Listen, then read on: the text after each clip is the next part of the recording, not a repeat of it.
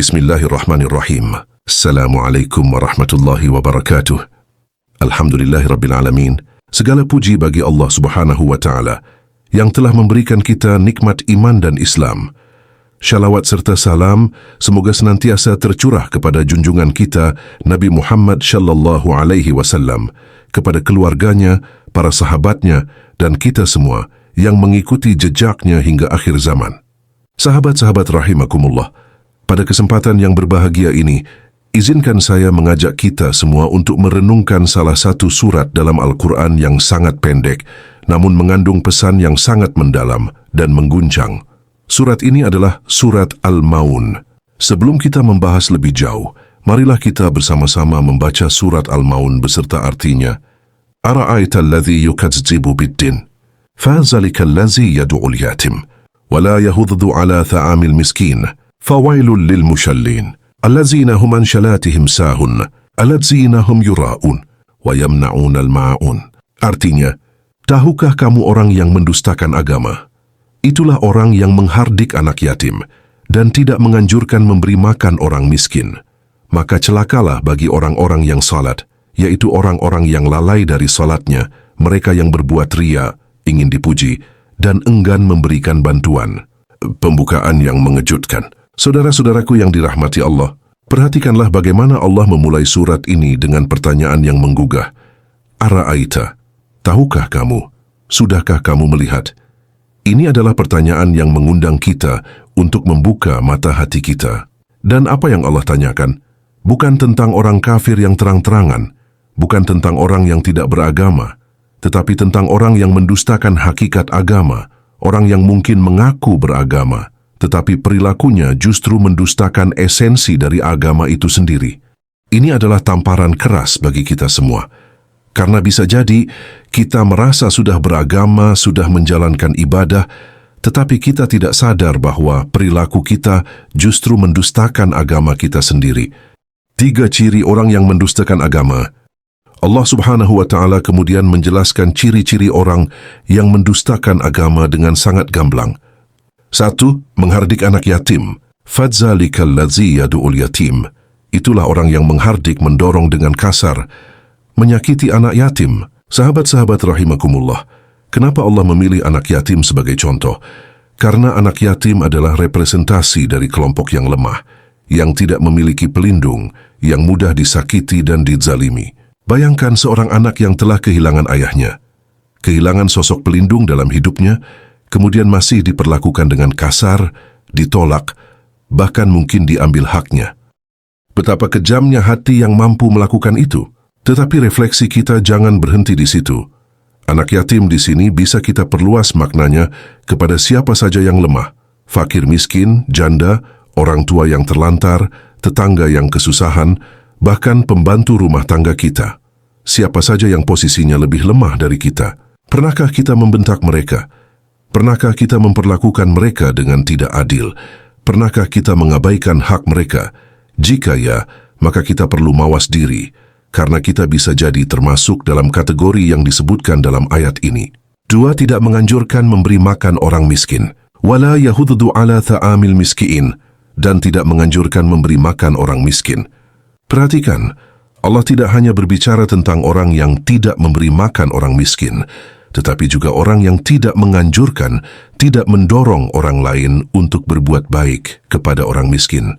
Ini menunjukkan bahwa seseorang yang benar-benar beriman tidak hanya peduli sendiri, tetapi juga mengajak orang lain untuk peduli. Dia tidak hanya bersedekah sendiri, tetapi juga menggerakkan orang lain untuk bersedekah. Saudara-saudaraku, di zaman sekarang, di tengah kemewahan yang kita nikmati, rumah yang nyaman, makanan yang berlimpah, kendaraan yang memadai, berapa banyak dari kita yang masih ingat kepada tetangga yang kesusahan? Berapa banyak dari kita yang peduli dengan anak-anak di panti asuhan? Berapa banyak dari kita yang mengulurkan tangan kepada fakir miskin yang ada di sekitar kita? Lebih dari itu, berapa banyak dari kita yang aktif mengajak orang lain untuk peduli? Mungkin kita sendiri sudah bersedekah, tetapi apakah kita juga menggerakkan keluarga kita, teman-teman kita, lingkungan kita untuk peduli kepada sesama? 3. Lalai dari syalat dan berbuat riya. Kemudian Allah melanjutkan dengan ayat yang sangat menggetarkan jiwa. Fawailul lil mushallin alladzina hum an shalatihim sahu. Celakalah bagi orang-orang yang salat, yaitu orang-orang yang lalai dari salatnya. Subhanallah, perhatikan saudara-saudaraku. Allah tidak mengatakan celakalah bagi orang yang tidak salat, tetapi celakalah bagi orang yang salat namun lalai dari salatnya. Ini adalah peringatan bagi kita yang merasa sudah menjalankan salat. Karena ternyata, bukan hanya orang yang meninggalkan salat yang mendapat ancaman, tetapi orang yang salat pun bisa mendapat celaan jika dia lalai dari salatnya. Apa maksud lalai dari salat? Para ulama menjelaskan ada beberapa makna.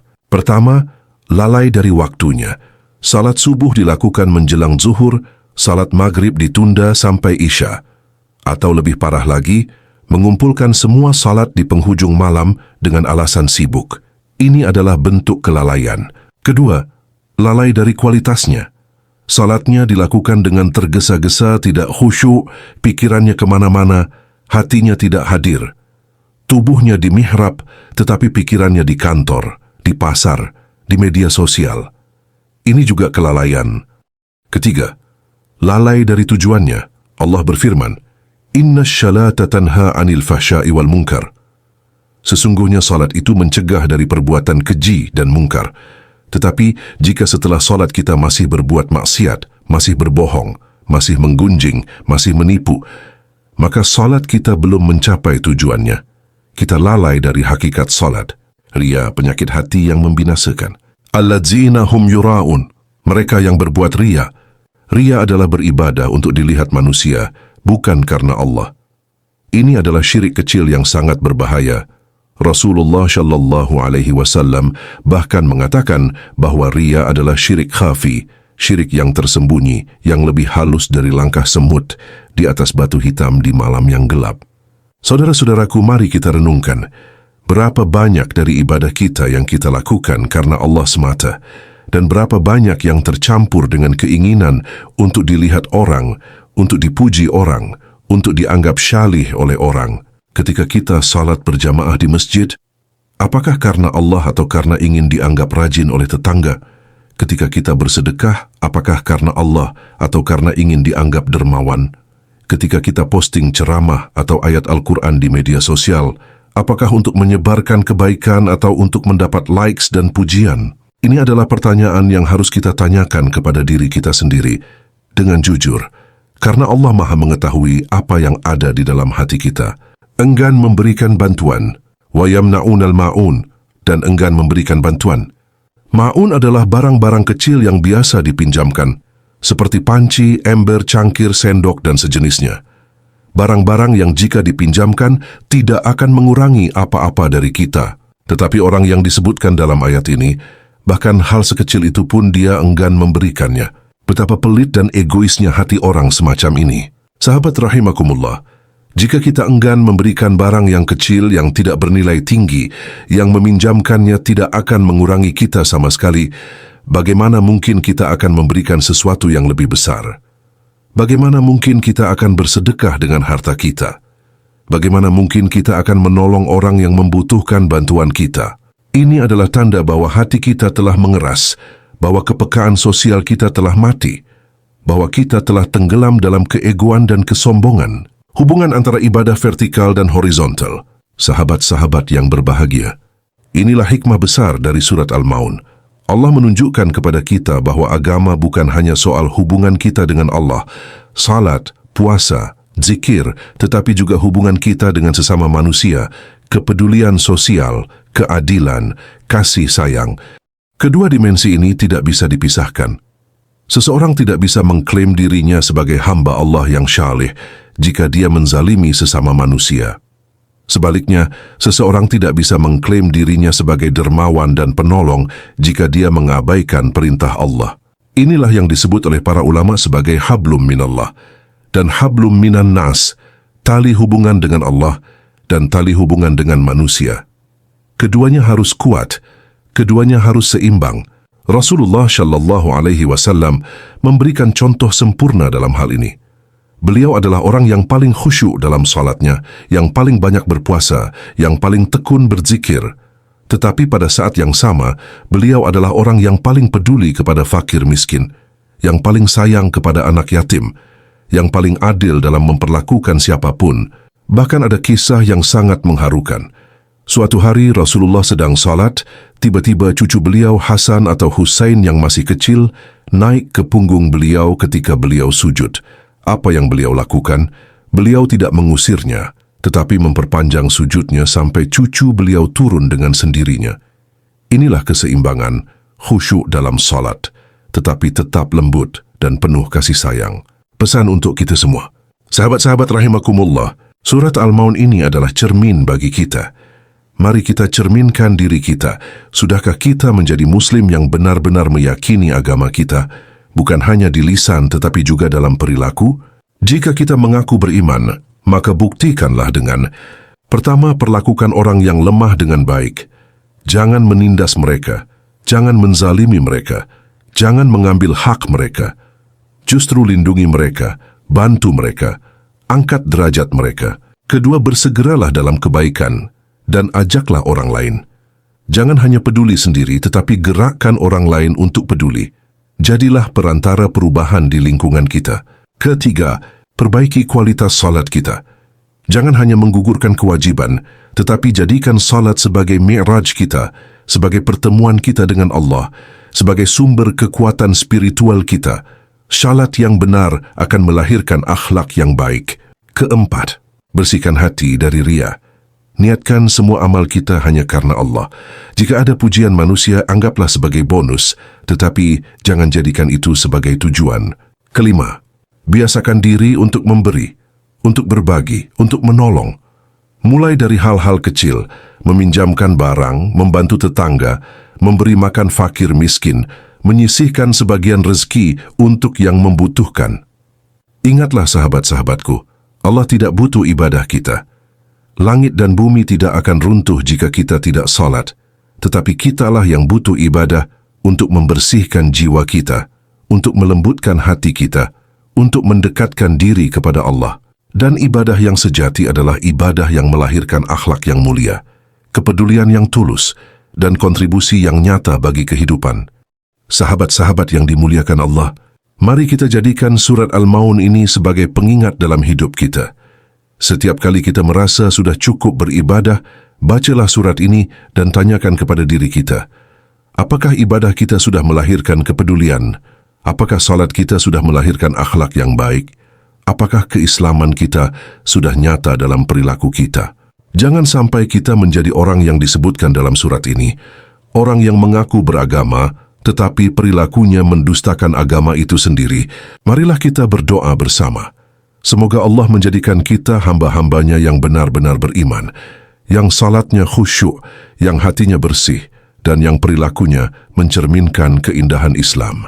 Doa penutup. Bismillahirrahmanirrahim. Ya Allah, ya Rabb kami yang maha pengasih, lagi maha penyayang, kami datang menghadap-Mu dengan penuh kelemahan, dengan penuh kekurangan, dengan penuh dosa. Ya Allah, kami mengaku bahwa kami sering lalai, sering lupa, sering khilaf. Ya Allah, ampunilah segala dosa kami yang telah lalu, yang kami sengaja maupun yang tidak kami sengaja. Ampunilah kelalaian kami dalam beribadah, dalam bersyukur, dalam memperlakukan sesama. Ya Allah, lembutkanlah hati kami yang telah mengeras. Bukakanlah mata hati kami yang telah buta terhadap penderitaan orang lain. Hidupkanlah nurani kami yang telah mati terhadap keadilan dan kebenaran. Ya Allah, jadikanlah salat kami sebagai cahaya dalam hidup kami, sebagai pengingat bagi kami, sebagai pencegah dari perbuatan keji dan mungkar. Jangan Engkau jadikan salat kami hanya sebagai gerakan tanpa makna, tanpa khusyuk, tanpa keikhlasan. Ya Allah, jadikanlah kami hamba-Mu yang peduli kepada anak yatim, yang menolong fakir miskin, yang melindungi yang lemah, yang membela yang terzalimi. Jangan Engkau jadikan kami orang yang kejam, yang pelit, yang egois. Ya Allah, bersihkanlah hati kami dari riya, dari sum'ah, dari ujub, dari kesombongan. Jadikanlah semua amal kami ikhlas hanya karena-Mu, bukan karena ingin dipuji manusia. Ya Allah, lapangkanlah dada kami untuk selalu berbagi, untuk selalu memberi, untuk selalu menolong. Jadikanlah tangan kami tangan yang dermawan, bukan tangan yang menahan kebaikan. Ya Allah, jadikanlah keluarga kami, anak-anak kami, keturunan kami sebagai orang-orang yang beriman dan beramal syalih. Jauhkanlah mereka dari segala kemaksiatan dan kesesatan. Ya Allah, satukanlah hati kaum muslimin di seluruh dunia. Angkatlah derajat mereka, menangkanlah mereka atas musuh-musuhmu, tegakkanlah keadilan dan kebenaran di muka bumi ini. Ya Allah, rahmatilah kedua orang tua kami, guru-guru kami dan semua orang yang telah berjasa kepada kami. Ampunilah dosa mereka, tinggikanlah derajat mereka, dan tempatkan mereka di dalam surgamu yang mulia. Ya Allah, kami mohon kepadamu surgamu, dan segala amal yang mendekatkan kepada surgamu. Dan kami berlindung kepadamu dari nerakamu, dan segala amal yang mendekatkan kepada nerakamu. Ya Allah, wafatkanlah kami dalam keadaan beriman. Bangkitkanlah kami di hari kiamat, bersama orang-orang yang beriman, dan masukkanlah kami ke dalam surgamu tanpa hisab dan tanpa siksa. Rabbana atina fid dunya hasanah, wa fil akhirati hasanah, wa qina adzaban nar. Ya Allah, berilah kami kebaikan di dunia dan kebaikan di akhirat, dan lindungilah kami dari siksa api neraka. Subhana rabbikal rabbil izzati amma yashifun, wa salamun alal mursalin walhamdulillahi rabbil alamin. Maha suci Tuhanmu yang memiliki keperkasaan dari apa yang mereka sifatkan, dan kesejahteraan atas para rasul, dan segala puji bagi Allah Tuhan semesta alam. Amin ya rabbal alamin. Wassalamualaikum warahmatullahi wabarakatuh.